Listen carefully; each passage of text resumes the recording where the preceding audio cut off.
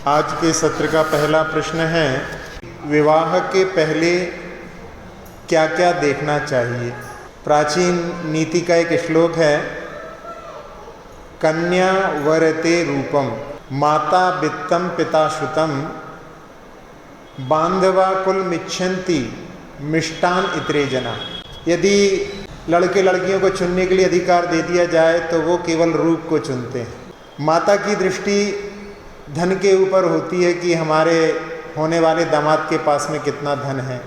पिता उसकी योग्यता की ओर दृष्टि रखते हैं और भाई बंधु जो रहते हैं उनका कि अच्छे कुल में विवाह हो जाए, और बाकी लोगों को तो केवल मिष्टान से मतलब होता है, अच्छी पार्टी दे दो, कहीं भी शादी कर लो। पूर्व की घटनाओं को देखें अपन, जब श्रीपाल के साथ में मैना सुंदरी के पिता ने विवाह करने का सोचा था, तब उस समय में उनकी योग्यता को देख करके कि बड़े विद्वान हैं, चर्चा हुई थी उनके बीच में, और उनकी योग्यता को देख करके उन्होंने, भले ही अभी रोगी हैं लेकिन योग्य हैं, ऐसा सोच करके उन्होंने अपनी पुत्री को देना उनको स्वीकार किया था। और जब माता सुनती है कि उनके पास में कुछ भी नहीं है, वो एक उपवन में विश्राम कर रहे हैं, तो सुन करके वो बेहोश हो जाती है, यानी हमारा दामाद के पास में कुछ भी नहीं है, उसके साथ में विवाह कर रहे हैं। पूर्व में जब राम लक्ष्मण सीता, कई भवों से इनका आपस में संबंध रहा, पूर्व के भव में सीता का विवाह राम के साथ में तय होता है, लेकिन जो सीता की माँ रहती है वो सोचती है कि जिसके साथ में विवाह हो रहा है उसके पास में धन अच्छा नहीं है, और रावण का जो जीव था उसके पास में बहुत धन था, तो वो चाहती है कि रावण के साथ विवाह हो। और जब लक्ष्मण का जीव ये सुनता है, तब उस समय में जाकर के वो रावण के जीव को मारता है, रावण का जीव इसको मारता है, दोनों मरण को प्राप्त हो जाते हैं। सीता उस भव में राम को प्राप्त नहीं होती है। और इसके माध्यम से भी प्राचीन जो परिपाटी है कि माता वित्त की ओर दृष्टि रखती है और पिता उसकी योग्यता शुद्ध की ओर दृष्टि रखते हैं। और भारतीय संस्कृति में जो शब्द हैं, जहाँ लड़की के पिता लड़के के पिता को आपस में समधी कहा जाता है, और दोनों की माताओं को समधन कहा जाता है, तो समधी यानी समान जिनके आचार विचार हैं उनके बीच में विवाह होना चाहिए। जब भी कोई विवाह करना चाहता है तो जिसके घर में विवाह हो रहा है, जिसके साथ में विवाह करना चाहते हैं, उनके आचार व्यवहार आदि को सबसे पहले देखना चाहिए। और धन की दृष्टि से भी समान यदि धन रहता है तो फिर वहाँ पर संबंध बहुत अच्छी तरह से निभ जाते हैं। यदि बहुत धनवान घर से यदि लड़की आ जाए, यदि गरीब घर में, तो भी वहाँ पर विसंगतियाँ देखी जाती हैं, और बहुत गरीब घर से लड़की यदि धनवान घर में आ जाए तो वहाँ पर भी विसंगतियाँ देखने में मिलती हैं। इसलिए समधी समधन इनका वहाँ पर ध्यान रखना आवश्यक है। और कई बार लोग कहते हैं कि हमें तो अपना जीवन लड़के या लड़की के साथ गुजारना है, हमें माता पिता से क्या मतलब। लेकिन नहीं, माता पिता का जो व्यवहार रहता है वही जो है बच्चों में परिलक्षित होता है। इसलिए किसी विचारक ने तो यहाँ तक कहा था कि लड़की की जो कुंडली लड़के से ना मिला करके उसकी सास से मिलाना चाहिए।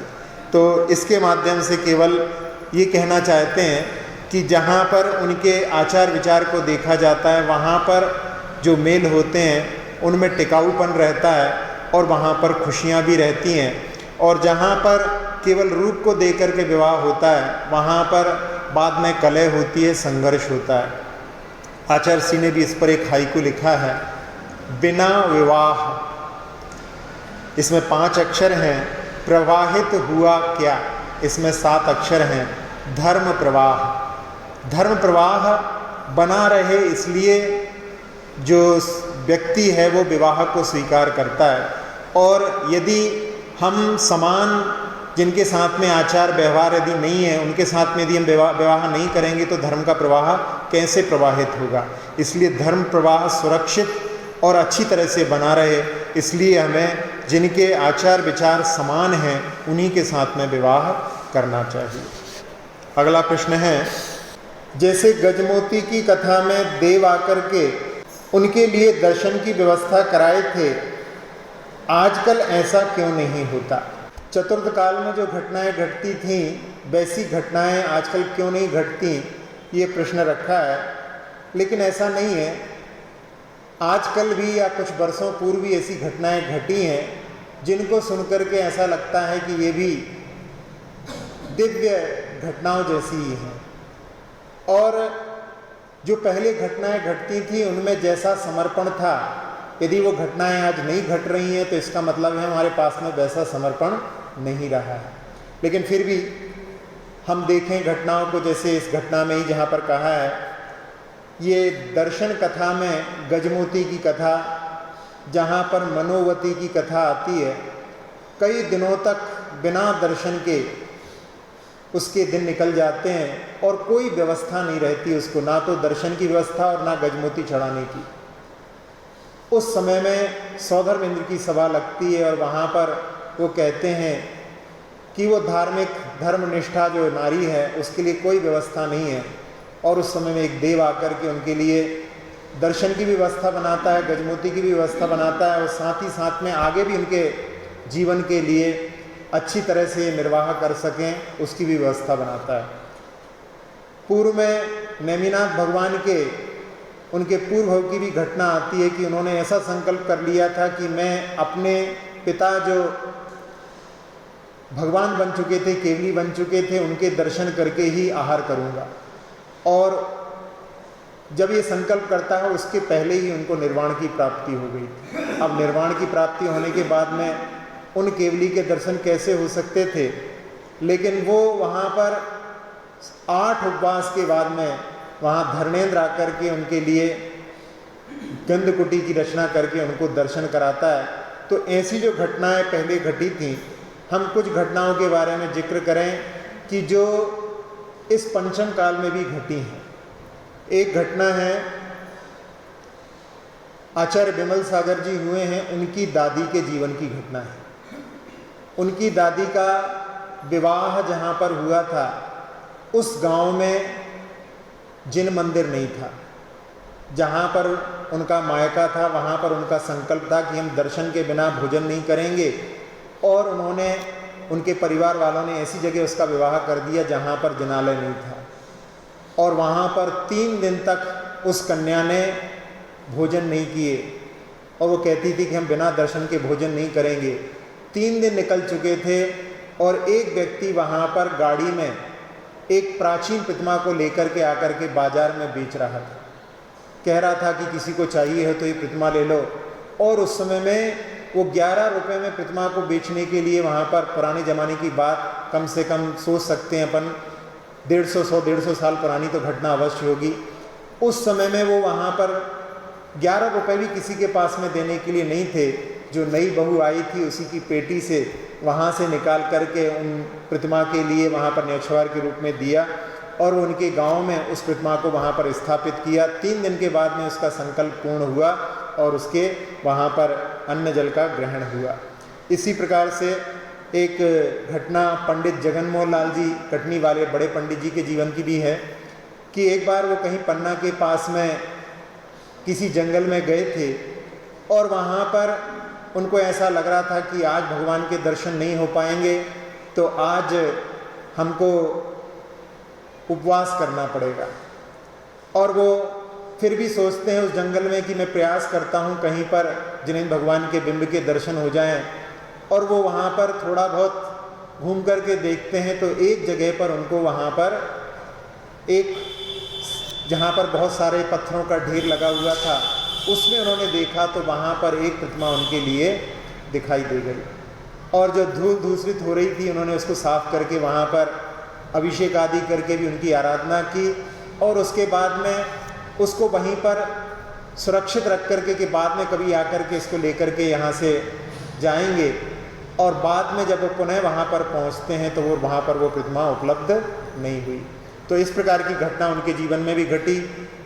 एक घटना रामटेक के जो जिनालय हैं उनकी खोज से जुड़ी हुई। नागपुर के नरेश थे, भोसले वहाँ पर नरेश थे, उनके मित्र थे वर्धमान साहू जी, और उनके साथ में वो रामटेक के जो पर्वत के ऊपर मंदिर हैं अन्य धर्मियों के, वहाँ पर वो राजा के साथ में गए थे। और जब भोजन की बात आई तो उस समय में उन्होंने कहा कि हम जब तक दर्शन नहीं कर लेते हैं तब तक भोजन नहीं करते हैं। तो राजा ने कहा कि आप हाथी को लेकर के जाएं और यहाँ पर कामठी है, वहाँ पर आप दर्शन करके अपनी प्रतिज्ञा पूर्ण करके आएँ, फिर भोजन करेंगे। उनके मन में ऐसा आया कि यहाँ पर आसपास में भी कहीं पर जैन मंदिर होना चाहिए, कम से कम जिन प्रतिमाओं के दर्शन तो आसपास में कहीं अवश्य होना चाहिए। और वो खोजते खोजते वहाँ पर झाड़ियों के बीच में देखते देखते पहुँचते हैं। तब उनको वहाँ पर प्राचीन जो मंदिर वहाँ पर पूरी तरह से ढके हुए थे, उन्होंने वहाँ पर पहली बार उनको वहाँ पर इस जगह इस समय में निकाल करके वहाँ पर सब लोगों के लिए उपलब्ध कराया था। तो संकल्प के साथ में ऐसी घटनाएं घटती हैं। एक घटना लामची दास की आत्मकथा में भी पढ़ने में आई थी। उन्होंने कैलाश पर्वत के दर्शन किए थे और उन्होंने उस समय में संकल्प कर लिया था कि जब तक हमारे लिए दर्शन नहीं होंगे तब तक हम अन्न जल का त्याग कर रहे हैं। और उस समय में कोई दिव्य शक्ति उनको वहाँ पर लेकर के गई थी। ऐसी घटना संकल्प के माध्यम से वहाँ पर संभावित हुई थी। तो यहाँ पर जो कहा गया है कि ऐसी घटनाएं इस पंचम काल में नहीं घटती हैं, ऐसा एकांत नहीं है, लेकिन यदि साथ में अपने पास में वैसा समर्पण हो तो ऐसी घटनाएं आज भी घटने में कोई बाधा नहीं है। अगला प्रश्न है, मन, वचन और काय की अधिक क्रिया से अधिक वर्गणाएं आती हैं या कम क्रिया से कम अथवा हमेशा समान वर्गणाएं आती हैं? जो हम कर्मों का बंधन करते हैं वो प्रति समय में समय प्रबद्ध कहलाता है। समय प्रबद्ध बनने वाले कर्मों की संख्या कहलाती है। ये संख्या अभव्य जीवों से अनंत गुणी होती है, लेकिन सिद्धों की अपेक्षा से अनंत विभाग होती है। तो इतने कर्मों का बंधन प्रति समय चलता रहता है। तो ये जो संख्या है वो अनंत, इसमें अनंत में भी एक रेंज होती है, उसमें कभी ज़्यादा हो जाती है, कभी कम हो जाती है, लेकिन वो समय प्रबद्ध तो कर्म हमेशा बंधते हैं। जब मन, वचन, काय की प्रवृत्ति अधिक हो जाती है तो अधिक वर्गणाएं आती हैं, और जब कम होती है तो कम आती हैं। लेकिन दोनों अवस्थाओं में ही वो समय प्रबद्ध ही कहलाती है। और उसमें समय प्रबद्ध में हीन अधिक रूप हो सकती है, लेकिन वहाँ पर वो समय प्रबद्ध में वहाँ पर कोई परिवर्तन देखा जाए कि समय प्रबद्ध जो है संख्या की अपेक्षा से देखा जाए तो थोड़ा बहुत ऊपर नीचे हो सकता है, लेकिन उतने कर्मों का बंधन तो हमेशा ही होता रहता है। अगला प्रश्न है, चारों कषायों में क्रोध, मान और माया को हे कहा है, परंतु लोभ को कथंचित हे और कथंचित उपादेय क्यों कहा है? तीन कषायें तो अशुभ रूपी होती हैं, किंतु लोभ कषाय को शुभ राग रूप भी कहा है, क्योंकि जब तक धर्म का लोभ नहीं होगा तो व्यक्ति धर्म से भी नहीं जुड़ेगा। तो इस राग को, जो शुभ राग होता है, उस प्रशस्त राग को भी वहाँ पर लिया गया है, इसलिए लोभ जो है कथंचित उपादेय भी होता है। आचार्य जी ने इसके बारे में एक दोहा लिखा है कि सुबह में भी लाली है और संध्या में भी लाली है, एक जगाती एक सुलाती कितने अंतर वाली है। तो इसके माध्यम से जो प्रशस्त राग होता है वो हमारे लिए मोह को नष्ट करने वाला होता है, और जो अप्रशस्त राग पंचेंद्रीय विषयों का राग होता है वो संसार में पतन करने वाला होता है। इसलिए लोभ को कथंचित हे और कथंचित उपादेय भी कहा है। अगला प्रश्न है, तीर्थंकरों की माता को अवधि ज्ञान होता है या नहीं? जब तीर्थंकर की माता 16 स्वप्न देखती हैं, उस समय उनके फल को जानने के लिए वो भगवान के पिता के पास में जाती हैं और वो अपने अवधि ज्ञान के प्रयोग के माध्यम से उन स्वप्नों के फलों को वहाँ पर बताते हैं। इसके माध्यम से यही द्योतित होता है कि यदि उनके लिए अवधि ज्ञान होता तो फिर उनको उनके पति के पास में जाकर पूछने की आवश्यकता नहीं रहती। इसका मतलब है कि उनकी माता को अवधि ज्ञान नहीं होता। अगला प्रश्न है, अवधि ज्ञान के द्वारा विग्रह गति में गमन करने वाली आत्मा देखी जा सकती है या नहीं? आत्मा जो विग्रह गति में रहती है उसके पास में 2 शरीर होते हैं, कारमण शरीर और तेजस शरीर। तो वो आत्मा कर्मों से रहित नहीं है और अवधि ज्ञान का जो विषय रहता है वो रूपी पदार्थ रहता है, इसलिए वो आत्मा रूपी है, अमूर्तिक नहीं है, इसलिए उस आत्मा को वो जान सकते हैं, उसमें कोई बाधा नहीं है। अब उसकी जो अवधि ज्ञान की जो सीमा है, यदि उसकी सीमा के अंतर्गत वो आता हो तो उसको जान सकते हैं, यदि उसकी सीमा से बाहर होगा तो वो उसको नहीं जान सकते। अगला प्रश्न है, चारों गतियों में विभंग ज्ञान का काल कितना है? विभंग ज्ञान जब अवधि ज्ञान मिथ्यात्व के साथ में होता है उसको विभंग ज्ञान कहते हैं। तो नरक गति में जो विभंग ज्ञान का उत्कृष्ट काल 33 सागर प्रमाण है, सप्तम नरक में जो जीव रहते हैं उतने काल तक वहाँ पर वो विभंग ज्ञान के साथ में रहते हैं, मिथ्या दृष्टि, क्योंकि वहाँ पर जो नरक और देव में वहाँ पर भव प्रत्यय ही अवधि ज्ञान होता है, इसलिए उनको वहाँ पर जाते ही पर्याप्त होते ही वो प्राप्त हो जाता है। तिर्यंश और मनुष्य गति में विभंग ज्ञान जो होता है उसका उत्कृष्ट और जघन्य काल अंतर्मुहूर्त है, अंतर्मुहूर्त के बाद में वो छूट जाता है। और देव गति में विभंग ज्ञान का उत्कृष्ट काल 31 सागर प्रमाण है, क्योंकि 31 सागर तक ही मिथ्या दृष्टि वहाँ पर हो सकते हैं। जहाँ नवग्रेविक हैं वहाँ तक मिथ्या दृष्टि जा सकते हैं, उसके ऊपर नियम से वहाँ पर सम्यक दृष्टि होते हैं, इसलिए वहाँ पर जो है विभंग ज्ञान नहीं पाया जाता। अगला प्रश्न है, त्रिपृष्ठ नारायण कौन थे? त्रिपृष्ठ नारायण भगवान महावीर का ही जीव था। भगवान महावीर ने भी इस अवसर्पणी में 2 पदों को प्राप्त किया। एक तो वो स्वयं तीर्थंकर भी थे, लेकिन पूर्व में उन्होंने प्रथम नारायण के पद को भी प्राप्त किया। उनकी घटना का वर्णन कहाँ से प्रारंभ हुआ है तो पुरुरवा नाम के भील थे और जंगल में वो अपनी पत्नी के साथ में जा रहे थे और वहाँ पर शिकार करने के लिए एक वृक्षों के नीचे उनको ऐसा लगा कोई हिरण है और उसके ऊपर वो तीर चलाने वाले थे, लेकिन उनकी पत्नी ने रोका कि नहीं, ये कोई हिरण नहीं, ये तो कोई महात्मा दिखाई दे रहे हैं। और उस समय में उनके पास में जाकर के चरणों में दोनों वहाँ पर नमन करते हैं। पश्चाताप भी होता है कि यदि थोड़ा सा चूक जाते तो बहुत बड़ी दुर्घटना हो जाती। और उस समय जब महाराज का ध्यान पूर्ण होता है वो अपनी नेत्रों को खोलते हैं, दोनों उनसे अपने उन्नति का मार्ग पूछते हैं। और उस समय में महाराज उनके लिए अहिंसा धर्म का व्याख्यान देते हैं और उस समय उन्होंने अणुव्रतों को धारण किया और उसके माध्यम से वो पुरुरवा भील सौधर्म स्वर्ग में जाकर के देव बनता है। और वहाँ से आने के बाद वो भरत चक्रवर्ती के पुत्र के रूप में उत्पन्न होता है और उस भाव में अहंकार के कारण में धर्म से विमुख होकर के उस समय में ऐसी भाव कि उन्होंने मिथ्या मत का प्रचार किया और उसके कारण में उनके बहुत सारे भव इस संसार में वहाँ पर परिभ्रमण में बीत गए। और जब श्रेयांसनाथ भगवान का काल आया उस समय में ये त्रिपृष्ठ नाम के नारायण के रूप में उत्पन्न हुए। उसके पूर्व में ये एक राजपुत्र थे राजगृही में और इनका नाम विश्वनंदी था। इनके पिता को वैराग्य हुआ, उन्होंने अपने छोटे भाई के लिए राज दे करके और इनको युवराज बना करके दीक्षा धारण कर ली।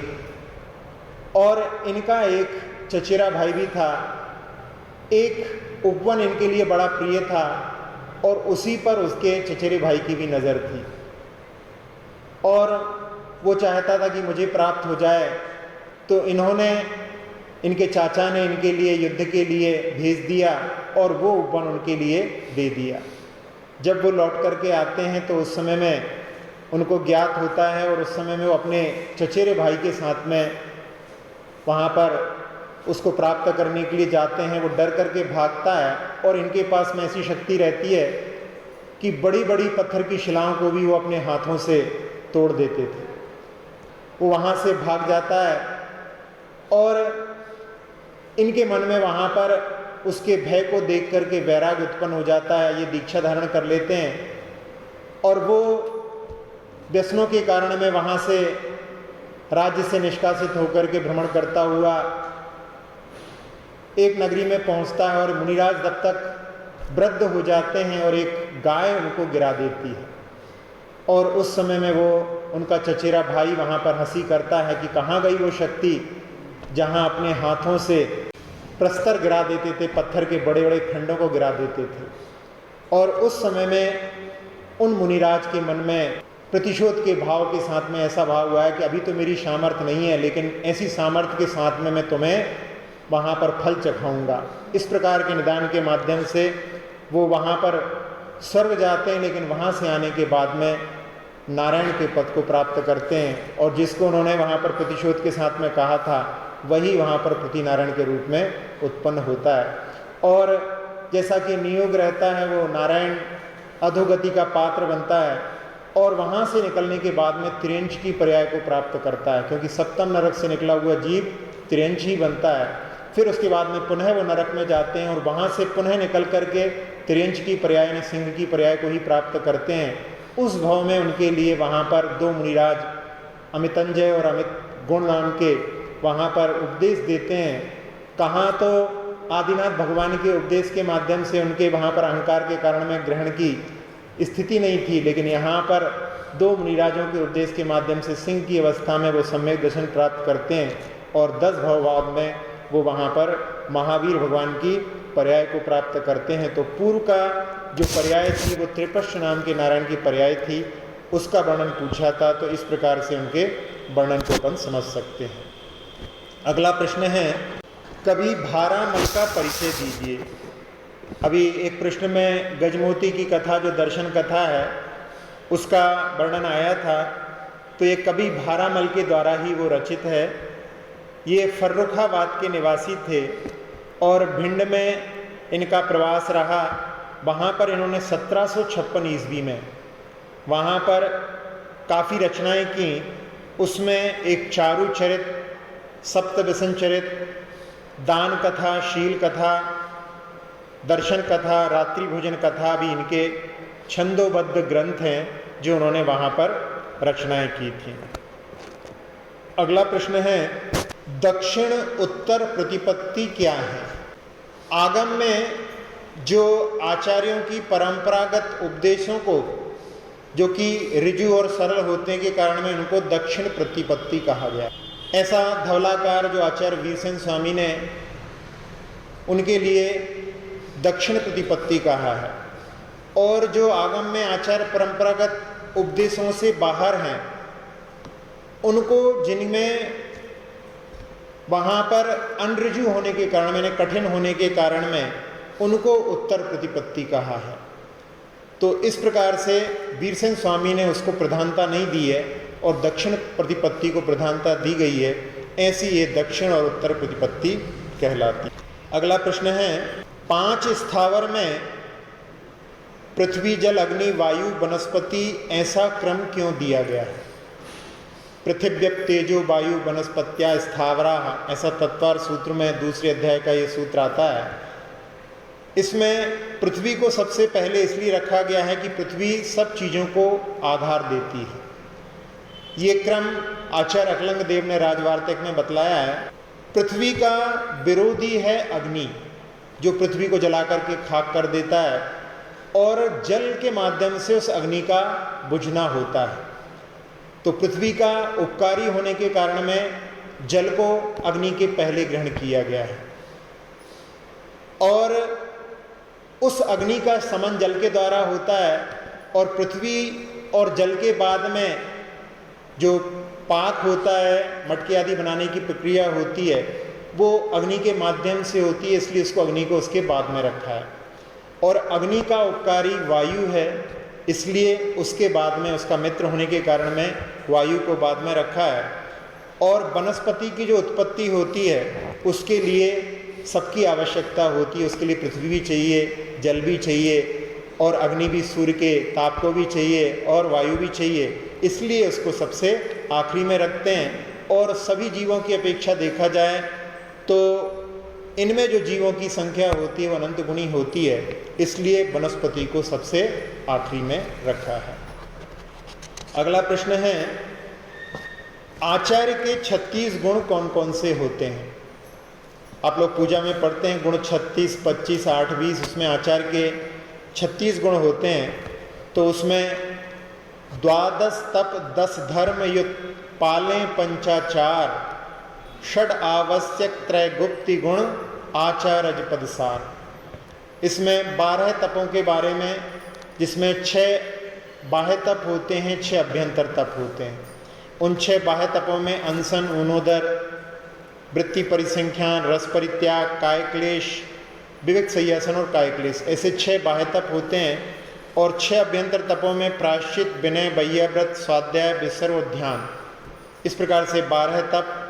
फिर 10 लक्षण धर्म, जिनके बारे में आप लोग जानते ही हैं, उत्तम, क्षमा, मार्दव, आर्जव, शौच, सत्य, तप, त्याग, अकिंचन, ब्रह्मचर्य, इस प्रकार से ये 10 लक्षण धर्म। और 5 आचार होते हैं जिनका वो स्वयं पालन करते हैं और शिष्यों से पालन कराते हैं। वो 5 आचार दर्शनाचार, ज्ञानाचार, चरित्राचार, तपाचार और वीर्याचार कहलाते हैं। इसके बाद में षड आवश्यक।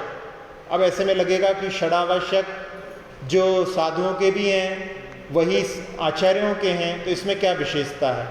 तो जो साधुओं के षडावश्यक होते हैं उनसे विशेष रूप से पालन जो है आचार्य करते हैं, उनमें भी उनकी निपुणता होती है, इसलिए जो है आचार्यों के भी ये मूल गुणों में रखे गए हैं। इनके बारे में भी आपने 6 ढाला में पढ़ा ही है कि समता समारें, थुति उचारें, वंदना जिन देव को, नित करें प्रत्याख्यान प्रतिक्रम, तजें तन अहमेव को। ऐसे जो है 6 आवश्यक होते हैं। और इसके बाद में 3 गुप्तियाँ, मन गुप्ती, वचन गुप्ती, काय गुप्ती, ये जो है 36 गुण आचार्यों के होते हैं।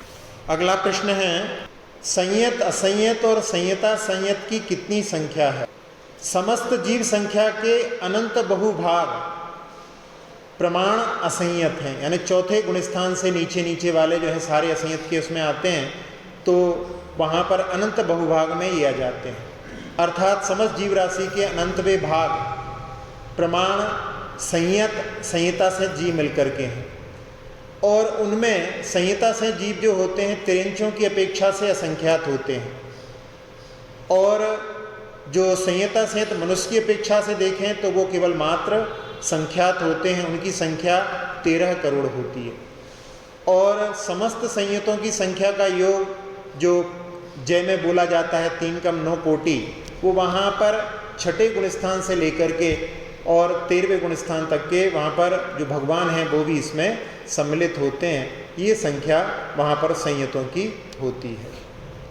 अगला प्रश्न है, कौन कौन से स्वर्ग से तीर्थंकर आए हैं? स्वर्गों में देखें अपन तो आदिनाथ भगवान सरवार सिद्धि से आए थे, फिर अजितनाथ भगवान विजय अनुत्तर से, संभवनाथ भगवान अधोग्रेवेग से, फिर इसके बाद में चौथे अभिनंदनाथ भगवान ये भी विजयनुत्तर से, 5वें सुमतिनाथ भगवान वैजयंत से, 6ठे पद्मप्र भगवान ऊर्ध्वग्रेवेग से, 7वें सुपार्श्वनाथ भगवान मध्यम ग्रेवेग से, 8वें चंद्रप्र भगवान वैजयंत से, 9वें पुष्पदंत भगवान प्राणत से, 10वें शीतलनाथ भगवान आरण से, 11वें श्यांसनाथ भगवान अच्युत स्वर्ग से, वहाँ पर पुष्पोत्तर नाम के विमान से, 12वें वासुपूज भगवान महाशुक्र से, 13वें विमलनाथ भगवान सहस्रार से,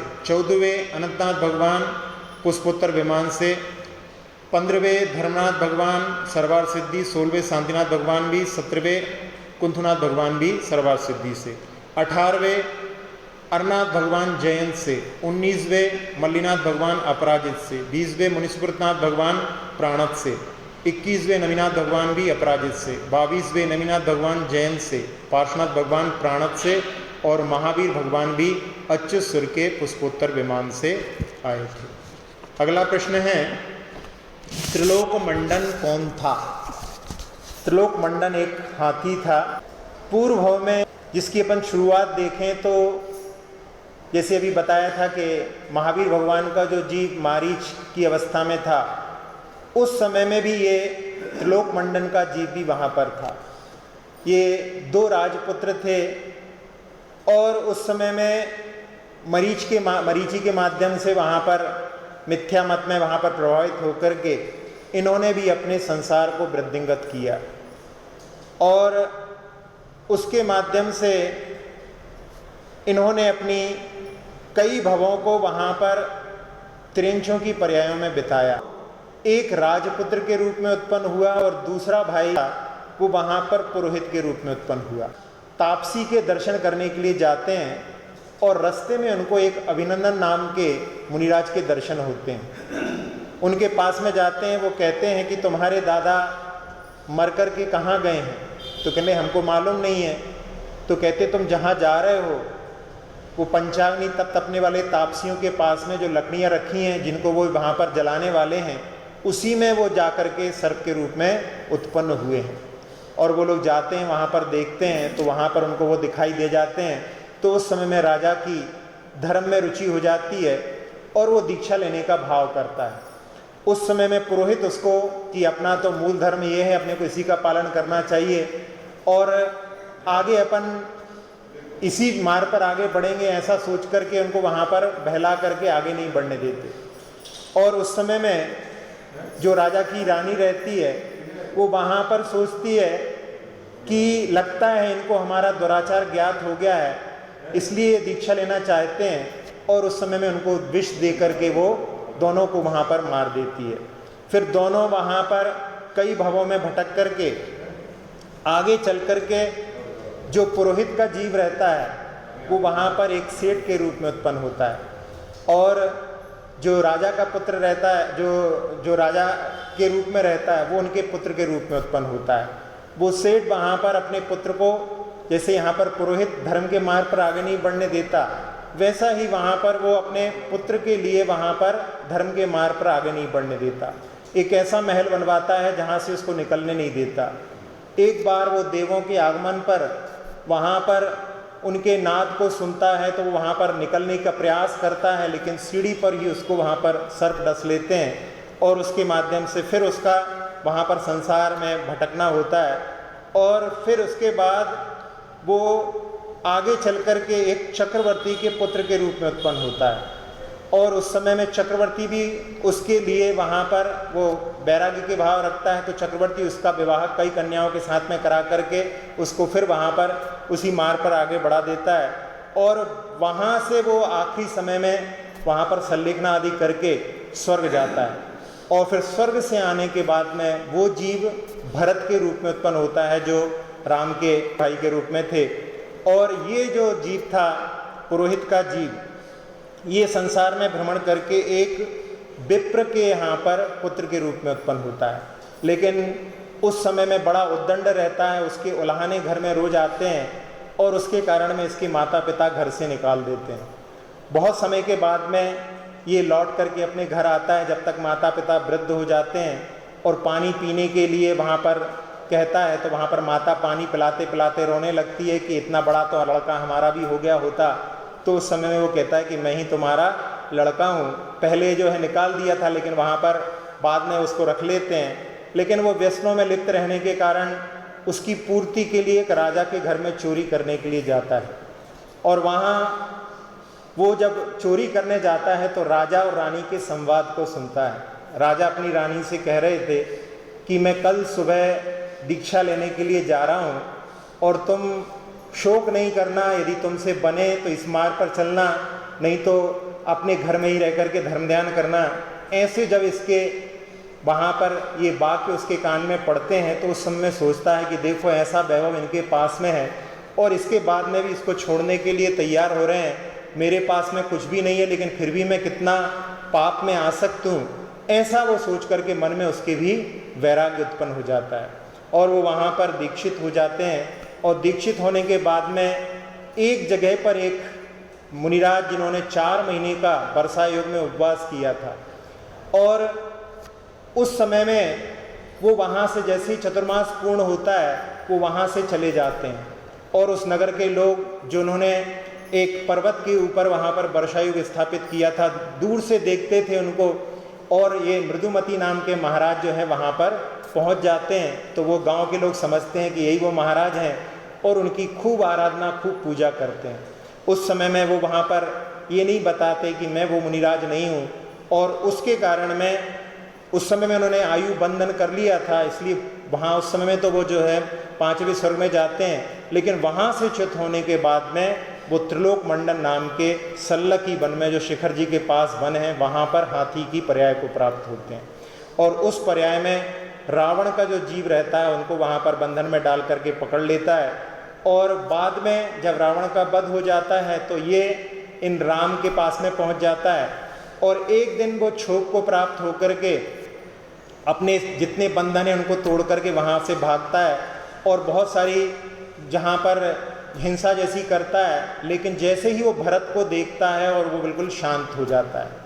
तो उस समय में सभी लोग बड़े अचरज में रहते हैं कि भरत को देख करके शांत क्यों हो गया। और उसी समय में वहाँ अयोध्या नगरी में देशभूषण कुलभूषण जो केवली रहते हैं उनका वहाँ पर गंधकुटी का आना होता है, तो ये सभी लोग वहाँ पर दर्शन करने पहुँचते हैं, और उस समय में उस हाथी को भी वहाँ पर बड़े उत्साह के साथ में वो भी पहुँच जाता है, और वहाँ लक्ष्मण जो है उनसे निवेदन करते हैं केवली भगवान से कि इसको पहले ऐसा इसने क्षोभ किया और बाद में इतना शांत क्यों हो गया। तब उस समय में जिन भवों के बारे में बताया है उन भवों का वर्णन करते हैं। उस समय में उसको सुनकर के वहाँ पर जो है जाति स्मरण हो जाता है, फिर वो वहाँ पर अणुव्रतों को धारण कर लेता है, और भरत भी वहाँ पर इन सब भवों को सुनकर के उनके मन में भी वैराग्य हो जाता है, वो भी दीक्षा धारण करते हैं। और ये जो त्रिलोक मंडन नाम का हाथी रहता है वहाँ पर 5 वर्षों तक वो वहाँ पर तप करके और आखिरी समय में संलेखना करके पुनः उसी 5वें स्वर्ग में पहुँच जाता है। ऐसा जो है भवों का वर्णन इस त्रिलोक मंडन हाथी का अपने पद्म पुराण के माध्यम से जान सकते हैं। अब थोड़ी देर के लिए अपन ध्यान करेंगे। सभी लोग ध्यान की भूमिका को प्राप्त करने के लिए अपने शरीर को समस्त तनाव से मुक्त बनाते हुए एक बार ओम का नाद करेंगे।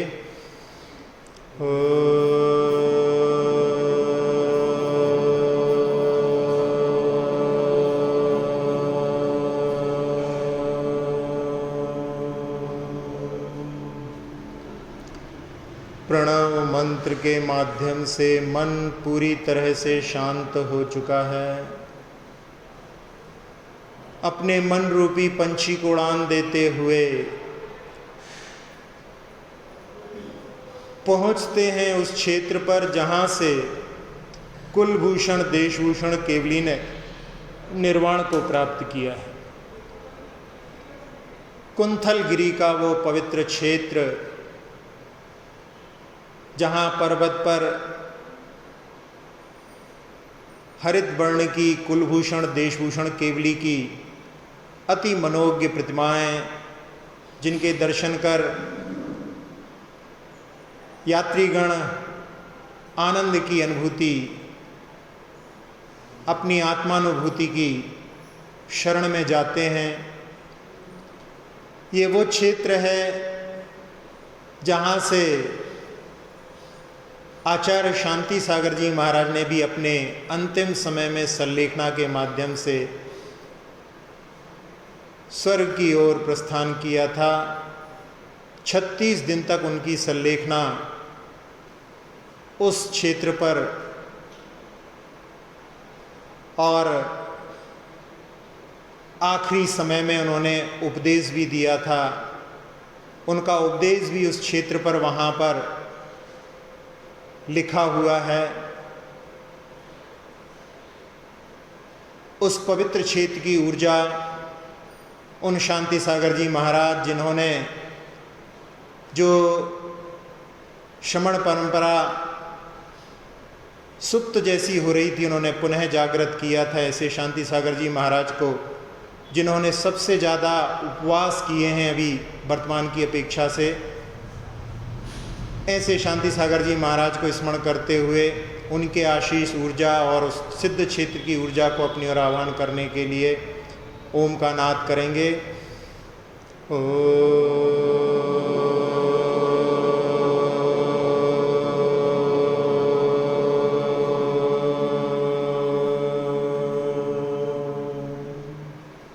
सिद्ध क्षेत्र की ऊर्जा बरस रही है।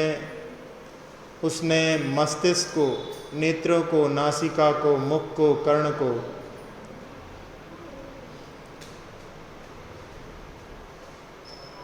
कंठ को, फेफड़ों को, हृदय को, छोटी आंत, बड़ी आंत, किडनी, लीवर आदि सभी अंतरंग अवयवों को, मेरुदंड को, पीठ, कमर, कंधे, हाथ, जंघाएं, घुटने, पिंडलियां, टखने, एड़ियां, तलवे, अंगूठे से सभी उंगलियों को अपने आगोश में लेकर के पूरे शरीर को, पूरे शरीर की त्वचा को, एक एक प्रदेश को निर्विकार, निरामय, निरोगी बना दिया है।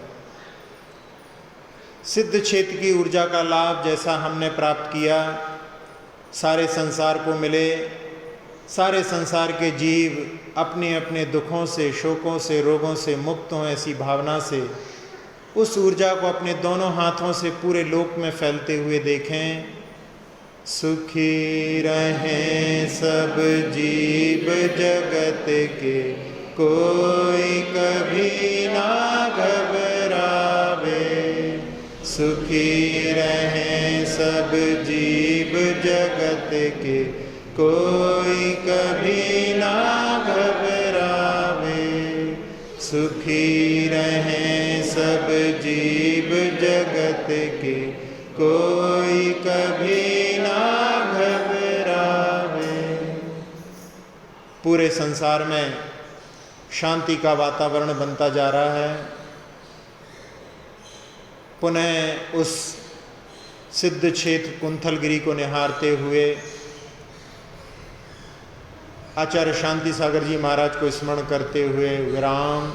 अक्षर पद मात्रा से दूषित वचन अगर ममहीन रहे, और प्रमाद कषाय के वश में सम्यक अर्थ विलीन किए। जिन वाणी माता मेरी उन सब त्रुटियों को क्षमा करें, ते आशीष शीघ्र हम सबको केवल लब्धि रमा मिले। प्राप्त हमें हो बोधि समाधि परिणामों की शुद्धि हो। निज आत्म उपलब्ध हमें हो, शाश्वत सुख की सिद्धि हो। चिंतित वस्तु दात्री माता, चिंतामणि उपमा भाति। करूं वंदना पूर्ण विनय से, चरण रखूं मैं ये पाती। कर जिन वाणी स्तुति, तन की ममता टार।